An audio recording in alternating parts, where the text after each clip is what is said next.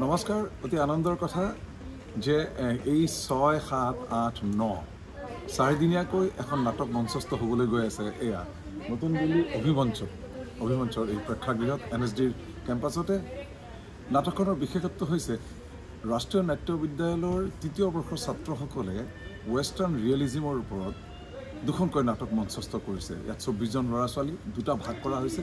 এটা মিতা বৈশিষ্ট্য senior actress তেখেতে ডাইৰেকশ্যন দি আছে আৰু এখনৰ বাবে শিক্ষাদানৰ আৰু অভিনয়ৰ প্ৰশিক্ষণৰ দায়িত্ব মোক দিয়া হৈছে আৰু প্ৰশিক্ষণৰ অন্তত তেওঁলোকে এতিয়া ৰিয়েলিজমৰ এখন নাটক কৰিছে।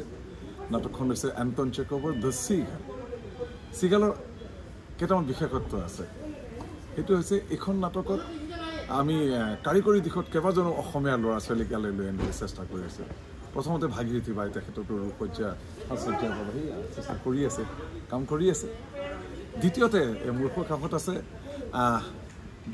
দিৱকজ্যোতি বৰুৱা নগাঁৱৰ ল'ৰা, বহুদিনৰ পৰা নাটকৰ লগত অভিনয় কৰে, চিগালৰ লগত নাটকো কৰিছে, লাইট কৰিছে, বেলেগতো কৰিছে, নাটকৰ ডাইৰেকশ্যনো দিছে, কৰ্ণাটকত গৈ শিশুসকলৰ ওপৰত কাম কৰিছে।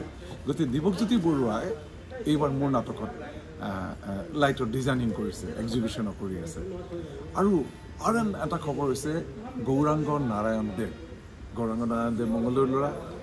চিগালত আজি 3 বছৰমানৰ পৰা চিগাললৈ আমাৰ নাট্যগোষ্ঠী নাম মোৰ চিগাল, গতিকে চিগালৰ লগত জড়িত হৈ আছে। এইবাৰ এইখনত নাটক মোৰ কেইবাখনতো উচ্চাৰিত নাটক কৰিছে, কেইবাখন নাটকতে মিউজিক কৰিছে। গতিকে এইখনতো মোৰ লগত মই লৈ আহিছোঁ যে আহক আমাৰ অসমীয়া ল'ৰা বাহিৰত আহক, ৰাষ্ট্ৰীয় পৰ্যায়ৰ কামনো কি ধৰণৰ হৈছে শিকক, সেইকাৰণে তেওঁ আহিছে। আৰু ইণ্টাৰেষ্টিং এই 3rd ইয়েৰত এজন ল'ৰা আছে অসমত তেওঁ অভিনয় কৰিছে, তেওঁৰ নাম হৈছে গকুল। তেওঁ লখিমপুৰৰ ল'ৰা, ভাল অভিনয় কৰিছে, মূল চৰিত্ৰ এটাত অভিনয় কৰিছে।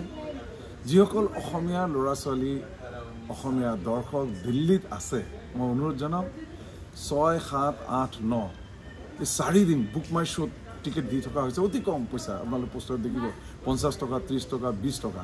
এটা উন্নত মানৰ নাট্য প্ৰযোজন দেখিবলৈ পাব।